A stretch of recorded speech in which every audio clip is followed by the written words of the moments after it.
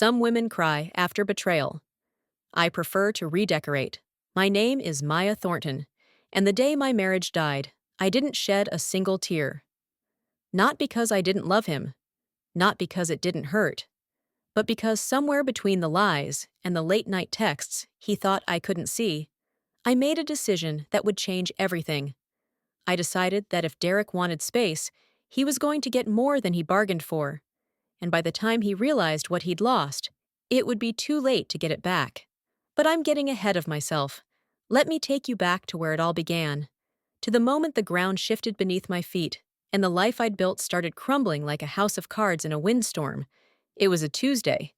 Funny how the worst days of your life always seem to happen on the most ordinary ones. I was in our kitchen, the one I'd spent 3 months redesigning, choosing every tile, every cabinet pull, every shade of white for the walls.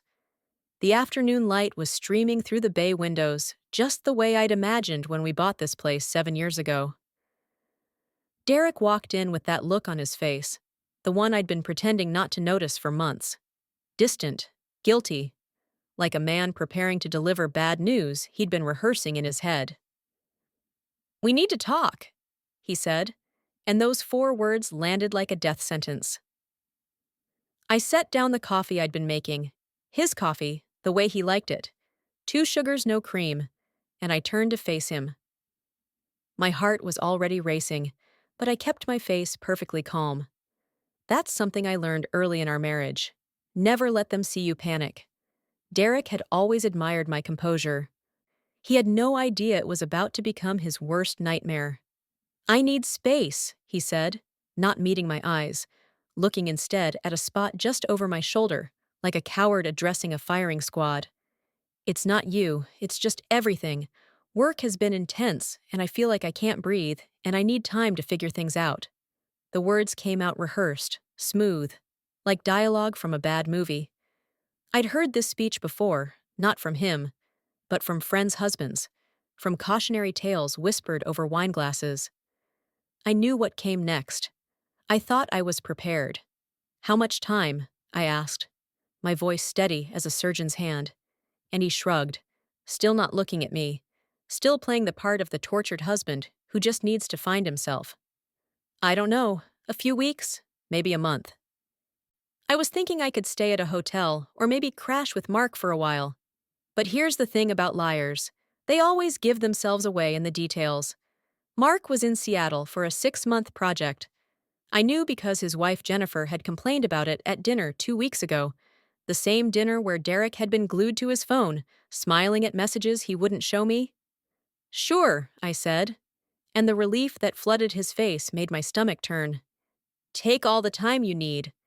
He actually smiled then, actually had the audacity to look grateful, to lean in and kiss my forehead like I was being understanding instead of strategic.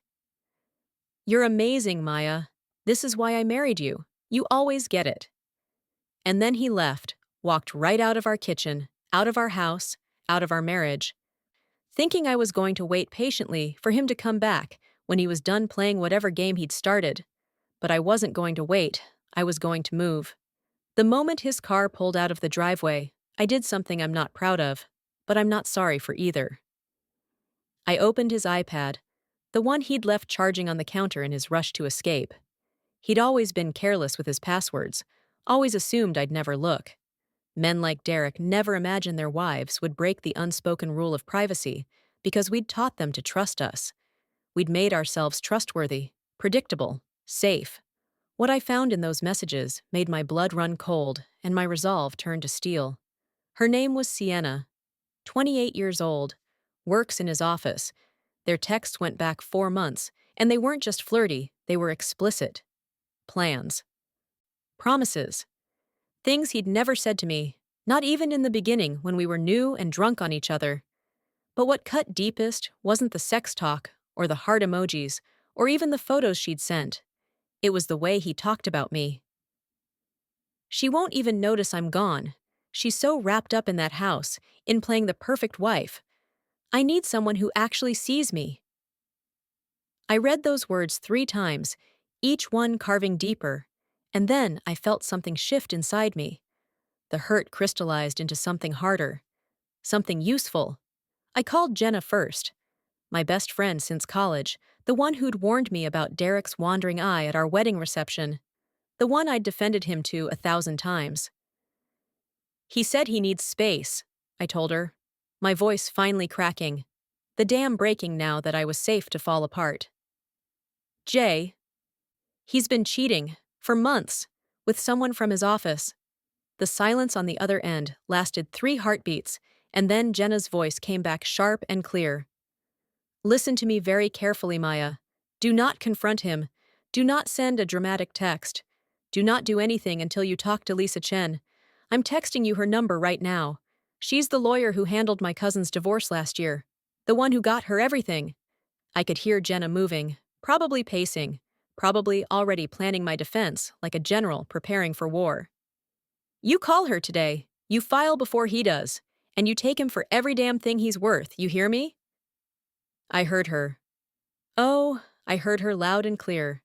Lisa Chen's office was all glass and steel and power. The kind of place that made you feel like you could conquer the world if you had the right person in your corner. She sat across from me in a tailored suit that probably cost more than my car payment, her dark eyes assessing me with the precision of a jeweler examining a diamond. Tell me everything, she said, her pen poised over a legal pad. And I mean everything. Every asset, every account, every piece of property. Did you contribute to his career? Did you give up work to support him? Did you make social connections that helped his business? And as I talked, as I laid out the architecture of our marriage, I watched her smile grow. Not cruel, professional. The smile of a woman who knew exactly how this story was going to end. Here's what's going to happen, Lisa said when I finished, leaning back in her leather chair like a chess master who'd just seen checkmate 20 moves ahead. We're filing immediately, tomorrow morning. We're going after the house, the car, and a significant portion of his assets. You have proof of adultery, which in this state gives us leverage. You also have 7 years of supporting his career while putting your own on hold. That's worth something. More than something. She tapped her pen against the pad. But I need to know right now, Maya. Are you ready to fight? Because once we file, there's no going back. He's going to be angry. He's going to try to manipulate you. Can you stay strong? I thought about Derek's face when he'd asked for space. The relief, the freedom, the arrogance of a man who thought he could have everything. His wife waiting at home and his mistress waiting in some apartment across town. I thought about those messages, about being reduced to someone who wouldn't even notice he was gone. I'm ready, I said, and I meant it with every fiber of my being. The papers were served 3 days later. Derek was at his office, probably texting Sienna about his newfound freedom, when the courier walked in and handed him an envelope that would detonate his perfect little arrangement. I wasn't there to see his face, but I heard about it later from Jennifer, Mark's wife, who had a friend in his building. Apparently, he went white. Apparently, he called me 17 times in the span of an hour. I didn't answer. I was too busy boxing up his belongings, every designer suit, every pair of shoes, every trophy and photo and piece of his existence that he'd left behind when he walked out asking for space. When he finally showed up at the house that evening, I was ready. I'd changed the locks that morning. Lisa had advised it, said it was within my rights since I'd filed, and he'd abandoned the residence. He pounded on the door, his voice rising from confusion to anger, to something close to panic. Maya, open the door. We need to talk about this. You can't just lock me out of my own house. But it wasn't his house anymore. It was mine. I'd put the down payment on it with money from my grandmother's estate. I'd made every mortgage payment from our joint account, while he funneled money to separate accounts I wasn't supposed to know about. Lisa had found them all. I opened the door just wide enough to look him in the eye. He looked terrible. Good. You said you needed space, I said calmly, like we were discussing the weather. I'm giving it to you, all the space in the world. His mouth opened and closed like a fish gasping for air. This is insane. You're being vindictive. I just needed time to think. And there it was, the word I'd been waiting for. Vindictive. As if protecting myself was somehow cruel. as if not rolling over and playing dead, while he destroyed everything we'd built, was an act of aggression rather than survival.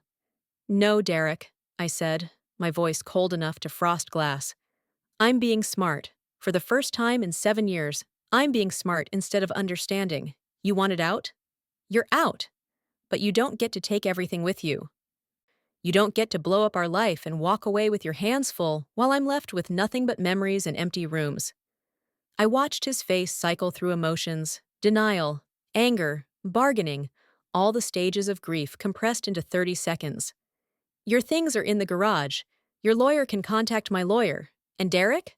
I waited until he looked at me, really looked at me.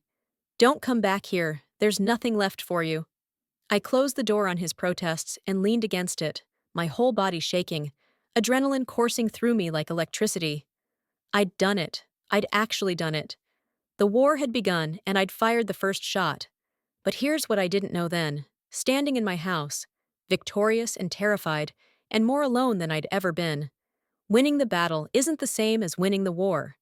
Getting the house, the assets, the legal victory, none of that was going to answer the question that kept me awake at night, staring at the ceiling of the bedroom I used to share with a man who'd become a stranger. Who was I without him? Who was Maya Thornton when she wasn't Derek's wife? When she wasn't playing the part of the understanding partner, the supportive spouse, the woman who made everything look effortless? I'd spent 7 years building a life around someone else, and now that he was gone, now that I'd torn down everything we'd constructed together, I had to face the terrifying truth. I had no idea who I was anymore. So let me ask you this. When you strip away the roles we play, the identities we build around other people, who's left standing in the mirror? And is that person someone you even want to know? The thing about declaring war is that you better be prepared for the battle that follows. 3 weeks after I closed the door in Derek's face, I stood in the courtroom wearing a navy suit that cost half my savings and felt like armor. Lisa Chen sat beside me, her expression unreadable, her briefcase full of evidence that would either save me or bury me. Across the aisle, Derek sat with his lawyer, a middle-aged man named Richard Caldwell, who had the look of someone who'd bulldozed plenty of desperate wives in his career. Derek wouldn't look at me. Good. I didn't want his eyes. I wanted his house. I wanted his car. I wanted everything he'd taken for granted while he was busy planning his exit strategy with a woman young enough to be his intern. But here's what nobody tells you about fighting for what's yours. The process doesn't just take your money and your time. It takes pieces of your soul you didn't know you had to give. Judge Patricia Morrison entered the courtroom like a storm front rolling in, all business and zero tolerance for games. She was in her 60s, gray hair pulled back tight, reading glasses perched on her nose as she reviewed our files. Lisa had told me Judge Morrison was fair but ruthless, that she'd seen every trick in the book and had no patience for liars. I watched Derek shift in his seat, and I felt a dark satisfaction knowing he was finally uncomfortable. This wasn't his office where he could charm his way through presentations. This wasn't our home where I'd smoothed over every awkward moment. This was a battlefield, and the rules had changed. "Mrs. Thornton," Judge Morrison said, looking up at me over those glasses, "I've reviewed the evidence your attorney submitted. The text messages between your husband and Miss Reeves are quite explicit." She paused, and in that pause, I could feel Derek's lawyer preparing to object, to spin, to minimize. "I've also reviewed the financial records showing separate accounts your husband opened without your knowledge, accounts funded with marital assets. Mr. Caldwell, does your client dispute these facts?" I watched Richard Caldwell lean over to whisper something to Derek, watched Derek's face go red, watched him shake his head, no. He couldn't dispute facts. That was the beauty of evidence. That was the power of preparation. Lisa had spent 2 weeks building a case so airtight that even a lawyer as expensive as Caldwell couldn't find the cracks. "Given the evidence of adultery and financial deception," Judge Morrison continued, her voice cutting through the courtroom like a blade, "I'm awarding primary custody of the marital home to Mrs. Thornton, along with the 2023 Audi registered in joint names, and 55% of all shared assets pending final divorce proceedings. The gavel came down with a sound that felt like thunder, like vindication, like the starting gun of a race I was finally winning. Derek's head dropped into his hands, Caldwell's jaw tightened, and I sat there, perfectly still, perfectly calm, while inside I was screaming with relief and terror, and something that felt dangerously close to victory. But victory, I was about to learn, is just another word for the moment before everything gets complicated. We left the courthouse through different exits. Lisa had insisted on it, said we didn't need any dramatic confrontations on the courthouse steps. She was right, but part of me wanted to see his face, wanted to watch him walk to whatever car he was borrowing, now that the Audi was legally mine. Instead, I climbed into my car, our car, my car, and sat there in the parking garage with my hands shaking on the steering wheel. I'd won. The house was mine. The car was mine. 55% of everything we'd built together was mine. So why did I feel so empty? The answer was waiting for me when I got home. I pulled into the driveway of the house I'd fought for, the house that was supposed to represent my victory, my freedom, my fresh start. The afternoon sun hit the windows just right, making the whole place glow like something from a magazine spread. I'd always loved this house. I'd poured myself into every room, every decision, every paint color and furniture choice. But walking through the front door that day, I felt like I was entering a mausoleum. Every corner held a memory I didn't want. Every room echoed with conversations I couldn't unhear. The kitchen where he'd asked for space. The bedroom where we'd slept back to back for months before he finally left. The office where I'd discovered his messages to Sienna, where the life I'd believed in had shattered like cheap glass. I stood in the living room, surrounded by furniture we'd chosen together, and I realized something that made my chest tighten with panic. I'd spent 7 years building a life in this house with Derek. 7 years where every decision, every plan, every dream had been filtered through the lens of us. What color should we paint the walls? Where should we go on vacation? Should we start trying for kids? Every question had been plural, collective, shared. And now I was standing in the middle of our life, his life, my life, whatever it was, and I didn't know how to be singular anymore. Have you ever won something you fought for with everything you had, only to realize you don't know what to do with it now that it's yours? That's when Jenna showed up with wine and takeout and the kind of brutal honesty only a best friend can deliver. She found me sitting on the floor of the master bedroom, surrounded by Derek's boxes, the ones I'd packed with such satisfying anger 3 weeks ago. "What are you doing?" she asked, setting down the wine and sitting beside me like we were teenagers at a sleepover instead of grown women in the wreckage of my marriage. "I don't know," I said. And those 3 words contained everything I was feeling. I got the house, Jay. I got everything I wanted. And now I'm sitting here, and I don't recognize my own life. I picked up one of his ties, navy silk with silver stripes, the one he'd worn to our anniversary dinner last year. Had he already been sleeping with Sienna then? Had he held my hand across the table while planning his escape? Who am I without him? I gave up my career to support his. I organized our social life around his colleagues. I decorated this house thinking about what he'd like. And now he's gone, and I'm supposed to just figure out who Maya is when she's not Derek's wife. Jenna took the tie from my hands and threw it back in the box. "You want my honest opinion?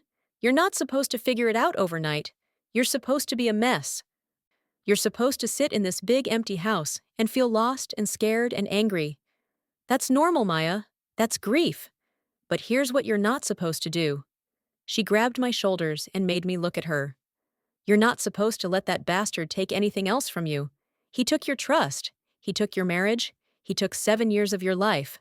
Don't let him take your future, too." But the future felt like a foreign country I didn't have a map for. The next few weeks were a blur of motions and mediations and meetings with Lisa Chen, who was building the final divorce settlement with the precision of a master architect. Derek's lawyer kept trying to negotiate, to chip away at what the judge had awarded me, but Lisa held the line.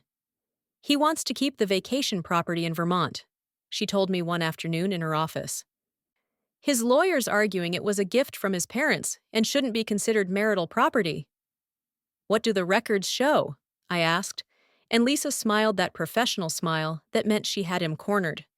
The records show the down payment came from his parents, but every mortgage payment for 6 years came from your joint account, the one you contributed to equally, the one that was funded in part by the inheritance from your grandmother that you deposited 3 years ago.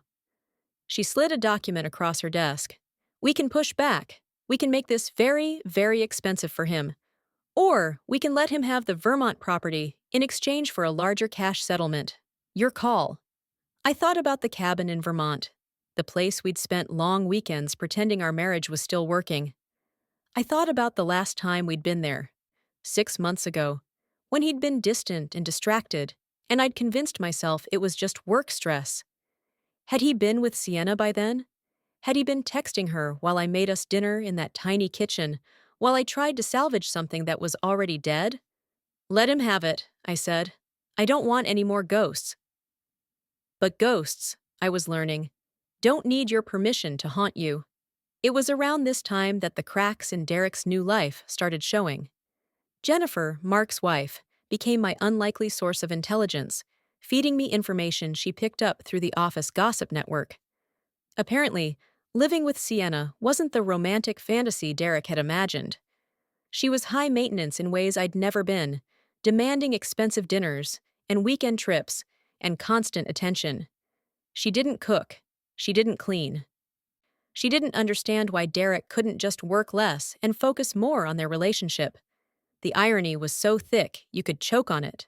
She's complaining that he's always tired, Jennifer told me over coffee one morning, her eyes bright with the kind of gossip that feels like justice. Says he's not as fun as he used to be. Apparently, she didn't sign up to date a stressed-out middle-aged man with divorce lawyer bills and an ex-wife who took him to the cleaners. She leaned forward, her voice dropping to a conspiratorial whisper. Word is, she's already looking at other options. There's a VP in his department, younger guy, no baggage.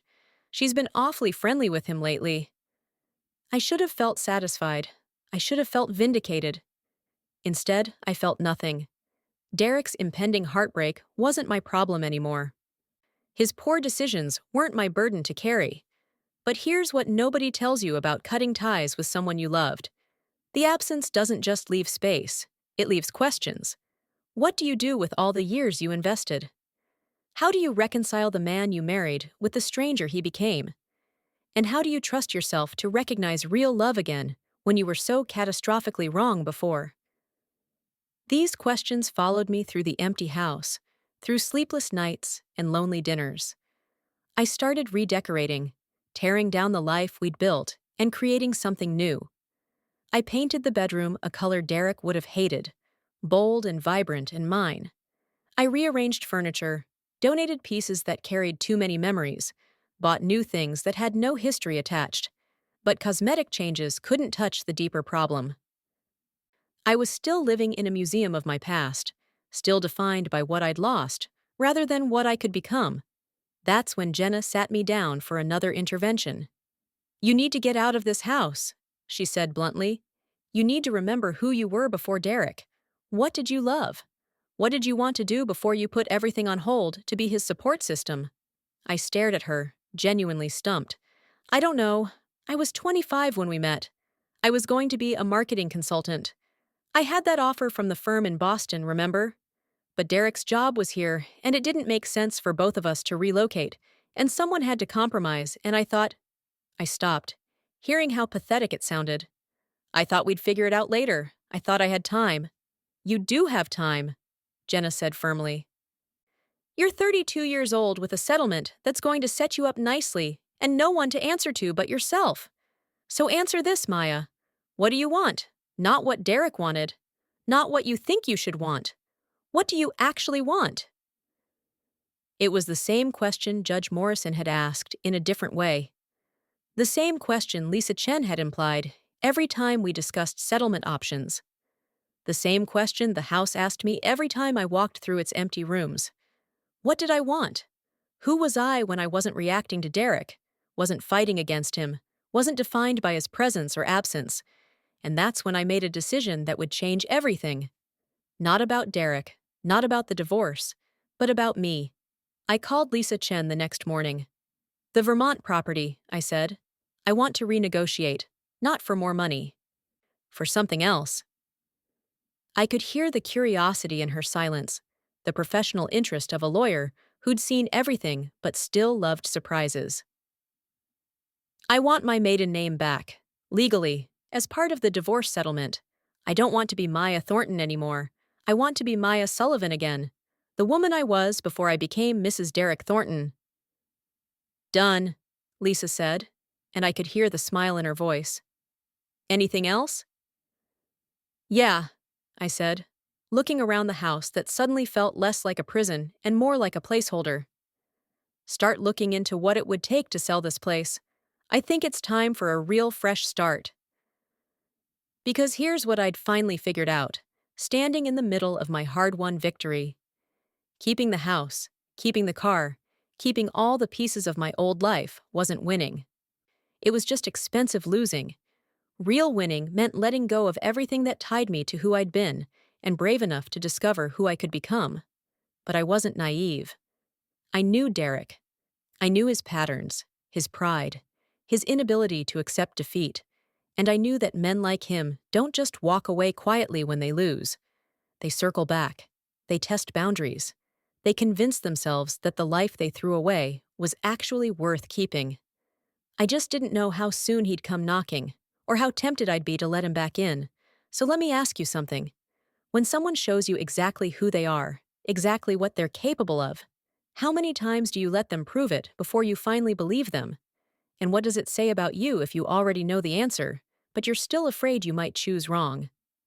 The question wasn't if Derek would come back. It was what I'd do when he did. 4 months after the divorce was finalized, I was standing in my new downtown condo, surrounded by boxes I was actually excited to unpack, when my phone buzzed with a number I'd deleted but still recognized. 3 words on the screen. "Can we talk?" I stared at that message for a full minute, my thumb hovering over the delete button, and I felt absolutely nothing. No anger, no hurt, no temptation, just a mild curiosity about what desperate play he was about to make. I didn't respond. I'd learned that silence was the most powerful response you could give someone who thought they still had power over you. But Derek never was good at taking a hint. 2 days later, on a Saturday morning, while I was painting the accent wall in my new living room, a color he would have absolutely hated, there was a knock at my door. I looked through the peephole, and there he was, looking worse than I'd ever seen him. Thinner, tired, the kind of tired that comes from realizing you've made irreversible mistakes. He was holding flowers, grocery store flowers, not even the good kind, and I almost laughed at the pathetic symbolism of it all. This was the grand gesture? This was what he thought would work? I opened the door, but I didn't invite him in. I stood in the doorway with paint on my hands and zero interest in whatever script he'd rehearsed. "Maya," he said, and his voice cracked on my name like he'd been practicing how to sound broken. "I've been trying to reach you. We need to talk about everything that happened. About us." He held out the flowers like an offering at an altar where the god had long since abandoned the temple. "I made a mistake. The biggest mistake of my life. I was confused and scared, and I threw away the best thing that ever happened to me. But I've had time to think, to really understand what I lost, and I want to fix this. I want to come home." Home. That word hung in the air between us like smoke. "Which home would that be, Derek?" I asked, my voice calm as still water. "The one I sold 3 weeks ago? The one that's been completely renovated by the new owners who love it way more than you ever did? Or are you talking about some fantasy version of home that only exists in your selective memory?" I watched his face process the information, watched him glance behind me at the condo that was clearly not the house he'd walked away from. "See, here's what you don't understand. Home was never a place. It was an illusion I maintained while you took everything for granted. And I'm done maintaining illusions." He stepped forward like he was going to push past me, like old patterns would still work, and I put my hand up, stopping him cold. You don't get to walk back into my life because your plan didn't work out. You don't get to treat me like a backup option because Sienna got bored and moved on to someone with fewer problems and a better salary. Yeah, I heard about that. Small world, isn't it? That's not what this is, he said. But we both knew he was lying. I genuinely realized what I lost. You were always there for me, Maya. You supported everything I did. You made me better. I need that again. I need you. And there it was. The truth hiding behind the apology. He didn't miss me. He missed what I did for him. He missed having someone manage his life, boost his career, smooth over his rough edges, play the role of the devoted wife while he collected the benefits and none of the obligations. He missed his support system, not his partner. There's a difference, and it took losing him for me to finally see it. You know what I realized, Derek? I said, leaning against my doorframe, like we were discussing the weather instead of the autopsy of our marriage. I realized that the best thing you ever did for me was ask for space, because you gave me something I didn't know I was missing. You gave me permission to stop pretending, stop accommodating, stop making myself smaller so you could feel bigger. I crossed my arms, and I could see him starting to understand that this wasn't going the way he'd planned. I spent 7 years supporting your dreams while mine collected dust. 7 years being understanding while you were being selfish. And the funny thing is, I thought that was love. I thought that's what good wives did. But you know what I learned after you left? He didn't answer. He just stared at me like I was speaking a language he'd never learned. I learned that I'm really good at my job when I actually focus on it. I learned that I like living alone, eating what I want, decorating how I want, making decisions without running them past someone who'll shoot them down anyway. I learned that I'm interesting when I'm not trying to be interesting to you. I smiled. And it wasn't bitter. It was genuine. So thank you, Derek. Thank you for needing space. Because I needed it too. I just didn't know it yet. So that's it? He said, his voice rising with desperation. 7 years and you're just done? You're not even willing to try? I tried for 7 years, I said quietly. I tried when you stopped coming home for dinner. I tried when you stopped asking about my day. I tried when I found those messages and you asked for space instead of asking for forgiveness. I tried so hard that I forgot what it felt like to not have to try. I stepped back, ready to close the door on this chapter of my life once and for all. I'm not angry anymore, Derek. I'm grateful. You taught me exactly what I don't want. And now I get to build something better. He opened his mouth to say something else. Probably another variation of the same plea, but I was done listening.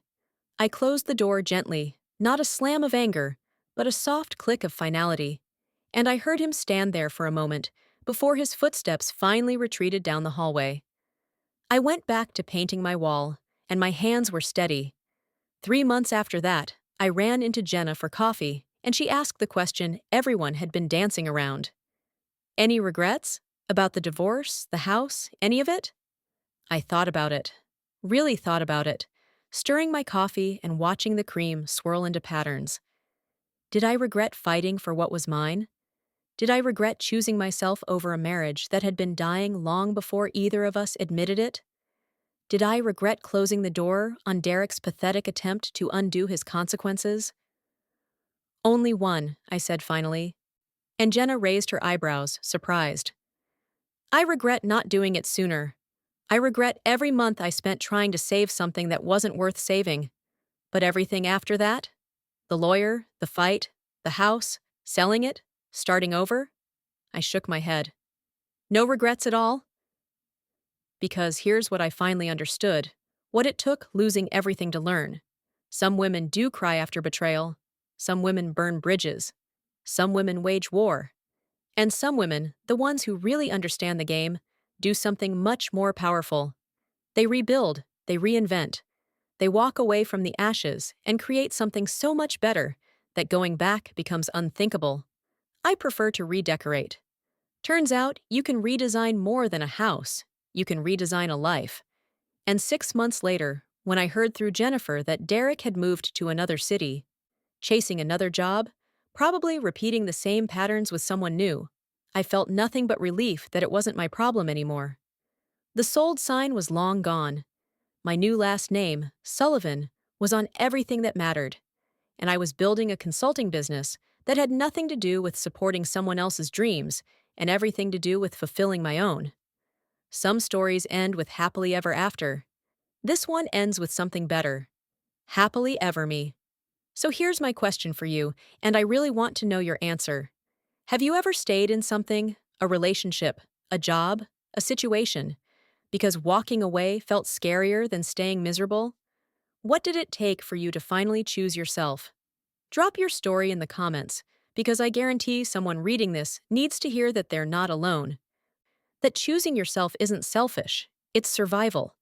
And if you're in that moment right now, standing at your own crossroads, wondering if you're strong enough to walk away from what's killing you, let me tell you something from the other side.